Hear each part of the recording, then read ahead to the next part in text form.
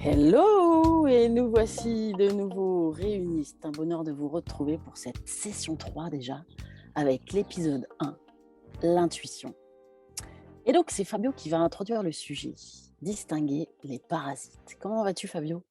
Je vais très très bien, Karine. Merci. Et toi, comment vas-tu? Ça va également. Le printemps est là, j'adore, j'adore, j'adore. C'est à toi. Merci beaucoup. Donc, bonjour à toutes et à tous. Donc, comme l'a dit Karine, je vais introduire le podcast avec le sujet distinguer les parasites. Alors, ce qu'il faut savoir, c'est que toute sensation, sentiment, humeur et même douleur désagréable font partie de la vie et ils peuvent potentiellement se manifester à n'importe quel moment. Lorsque l'on travaille sur nous-mêmes avec différentes techniques de développement personnel et de spiritualité, souvent on active un programme parasite en nous-mêmes qui va déclencher une phase désagréable dont on peut se débarrasser ensuite pour se libérer et retrouver la paix.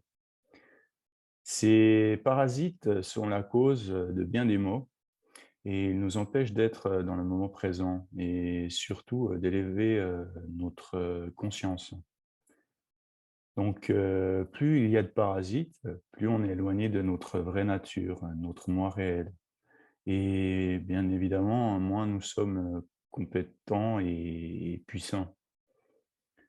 Un très grand nombre, de ces parasites peuvent être, éliminés dès le moment que l'on prend conscience que toutes ces sensations, sentiments, humeurs et même douleurs désagréables ne sont pas nous-mêmes, mais juste un programme, sous-jacent, tournant de manière inconsciente, dans notre tête,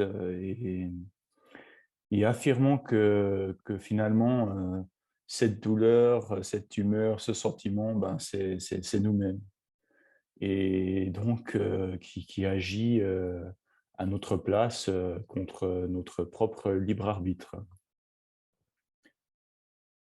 Se dissocier de ces programmes malveillants est la première étape, à réaliser afin de reprendre son plein potentiel, dans l'instant présent.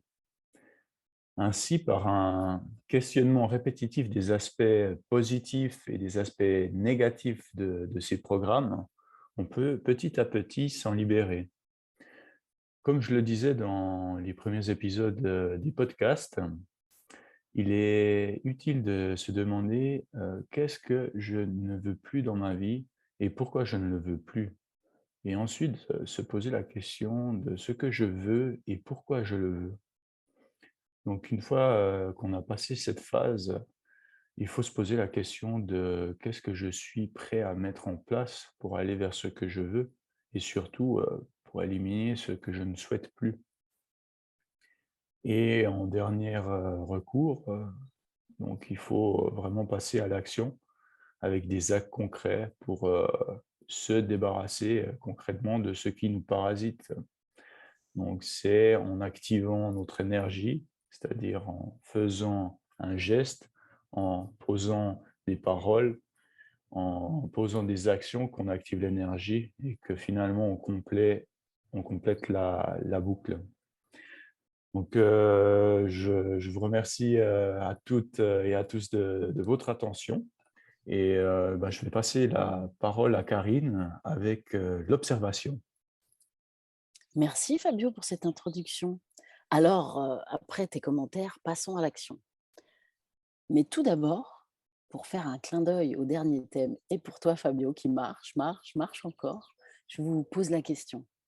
Avec quoi ton âme compose-t-elle sur le chemin de l'intuition pour ces 21 jours? Socrate nous parlait de son daimon, son supraconscient, qui l'a guidé pour lui dire: «Ne va pas là», et Socrate d'obéir qu'en son fort intérieur toute sa vie et laissant le reste à son libre arbitre. Intuition, c'est regarder attentivement. Aussi, dans un premier temps, je vous propose d'observer votre capacité de capter l'information. Elle vient de votre esprit et est canalisée par le corps. Trouvez où se situent ces ressentis dans votre corps. comment il se manifeste et ensuite peaufiner le ressenti à chaque test. Est-ce une information négative, positive? Ensuite, vous pourrez confirmer si le mental parle ou si c'est l'intuition. Le message intuitif coule de source, il est simple, sage, alors que celui du mental est plus complexe, logique, raisonnable. Et la voix du mental, en général, conclut par qu'est-ce que je viens de perdre ou qu'est-ce que je vais gagner là maintenant? Alors que la voix du cœur propose une autre réponse. Et là, je vous propose de me donner laquelle vous est soufflée à l'oreille dans les commentaires. Et pour cette seconde expérience, je vous propose toute cette semaine, avant de répondre au téléphone, de vous concentrer, de respirer et de vous demander qui peut bien être au bout du fil, comme on dit. Faites la même chose pour la rencontre de nouvelles personnes. Quels sont mes ressentis, mes filtres? Qu'est-ce que je mets en place? Là, en toute conscience, en vous regardant faire. Donc ce premier travail qui va nous permettre de faire connaissance avec l'intuition, c'est ce travail d'observation de chaque instant. Car l'intuition s'apprend. Et oui, il y a même une école à Paris, par exemple. On peut se retrouver là-bas, à l'école de l'intuition. Voilà pour cette première semaine. Je redonne la parole à Fabio. Merci, Karine, pour, pour ta mise en pratique. Merci, de nouveau, à toutes, et à tous, pour, votre attention et pour votre temps. Et on vous attend, avec vos commentaires, avec vos remarques, vos retours. On se fera un plaisir, de vous lire, et de vous répondre. Bonne mise en pratique, et surtout, très bonne semaine à tous. À lundi prochain. Salut!